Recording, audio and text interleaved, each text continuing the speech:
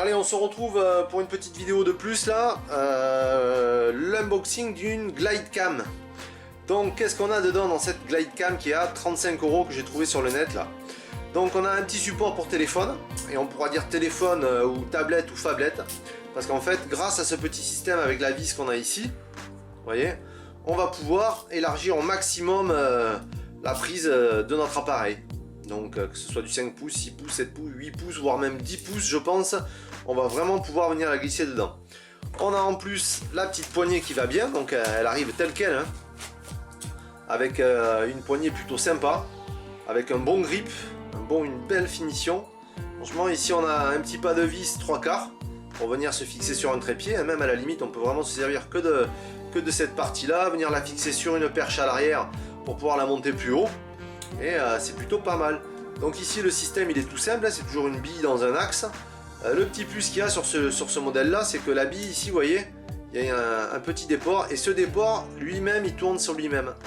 Donc là il est brut, hein. Je pense qu'il si on faudrait rajouter un petit peu d'huile ou de 3 en 1 pour vraiment augmenter le fait que ça frotte pas, parce que là on sent au toucher que ça frotte un petit peu dans certains axes. Donc un petit peu d'huile et ça va augmenter justement cet effet de glissade, hein, je sais pas comment on peut dire. Donc voilà, ici on se retrouve en haut avec une petite vis ici qui va permettre justement de fixer l'ensemble, de pouvoir le rigidifier pour pouvoir l'amener dedans et le fixer. Et une fois que c'est dévissé, ben vraiment on est libre, hein, sur 45 degrés, et là on a un angle de 90 degrés. Ensuite, ben, le système en lui-même, hein, qui est comme ceci, qui est livré entièrement prémonté. On va sortir la boîte. Donc voilà, entièrement prémonté avec une vis ici 1/4, et ici on a une en base avec 5 points 3/4 repris sur une vis 1/4, toujours des pas de vis américains. Donc on va pouvoir dévisser la première et pouvoir la déplacer sur 5 parties. Et là-haut pareil on en a 4, hein, pour pouvoir bien orienter son appareil. Même si on a un long focus ou un long zoom, hein, on pourra vraiment venir à l'arrière et pouvoir compenser justement ce contrepoids. Ici on a 3 poids qui sont aussi amovibles, que l'on peut enlever. Et ensuite pour la partie contrepoids, ben, ça se passe comme ceci, c'est vraiment tout simple, hein. Hop, il suffit de dévisser un petit peu là, on la fait pivoter, et ensuite on peut venir directement la revisser. Donc elle est vraiment faite pour beaucoup d'appareils, hein, que ce soit du téléphone portable jusqu'à l'appareil réflexe numérique. Elle est vraiment très très bien finie. Franchement c'est du très très bon matériel.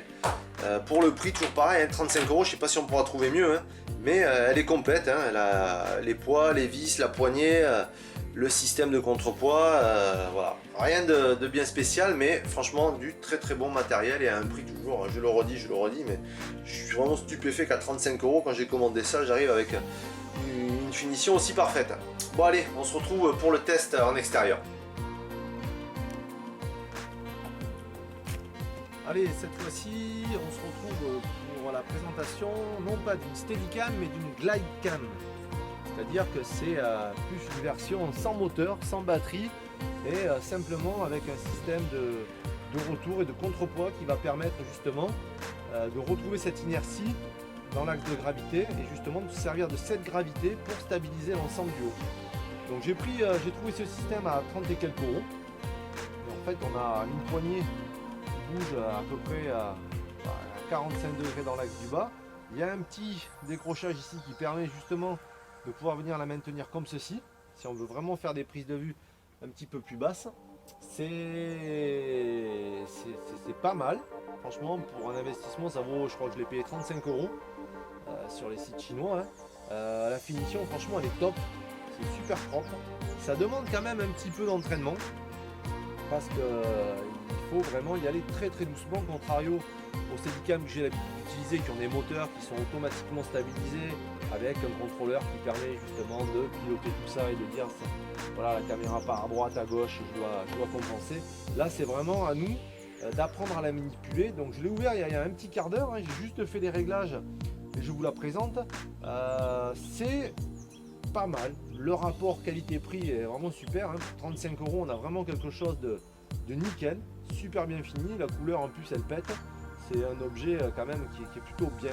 On a des poids, on peut vraiment changer beaucoup de choses. Ici on a 4 pas de vis, là dessous on a une vis 1 quart, 3 quarts qui permet elle aussi de se déplacer sur 5 axes, et la caméra idem, hein, sur 5 axes on peut l'avancer ou la reculer. Donc même si on a un appareil avec un zoom énorme, hein, on pourra quand même la fixer dessus. Les contrepoids, il y en a 3, donc c'est pareil, on peut les changer et les modifier. C'est pas mal, c'est vraiment pas mal, hein, pour 35 €, ça permet vraiment d'avoir quelque chose de souple. Ça demande quand même un petit entraînement, c'est pas très lourd, c'est moins lourd que la Nebula 4000, mais il va falloir se faire la main un petit peu et s'entraîner pour trouver la meilleure façon de s'adapter au comportement de cette Steadicam. Ça reste quand même un beau gadget, facilement transportable, hein. Le petit plus, c'est qu'il n'y a pas besoin d'accu, il n'y a pas besoin de batterie. On est directement sur un objet qu'on sort, qu'on règle. Une fois qu'on a trouvé ses bons paramètres, on n'a plus qu'à poser la caméra dessus et puis on y va, quoi. Mais il faut quand même un petit peu de maîtrise, chose que je n'ai pas pour l'instant, parce que je viens juste de la découvrir. Mais ça reste un bel objet, hein. Ça va demander un petit peu de patience. C'est surtout ça, je pense, c'est de la patience qu'il va falloir, parce que ça demande un certain apprentissage. Donc voilà, pour le concept, 10, hein. Pour la prise en main, je pense que c'est toujours pareil, hein. Il faut voir avec le temps. Je vais essayer de m'entraîner un petit peu, je referai une prochaine vidéo pour vous montrer comment faire les réglages et comment on travaille avec ce produit là. Mais voilà, je tenais avant tout à vous présenter ce petit cadeau de Noël que j'ai reçu, qui est plutôt sympa, et puis toujours, je redis, hein, pour un prix de 35 €. Franchement, 35 €, le métal, les pièces, les accessoires, le concept, c'est vraiment pas cher du tout, quoi. Donc voilà, petite présentation. Sur ce, on se retrouve pour de prochaines vidéos. Ah, ciao!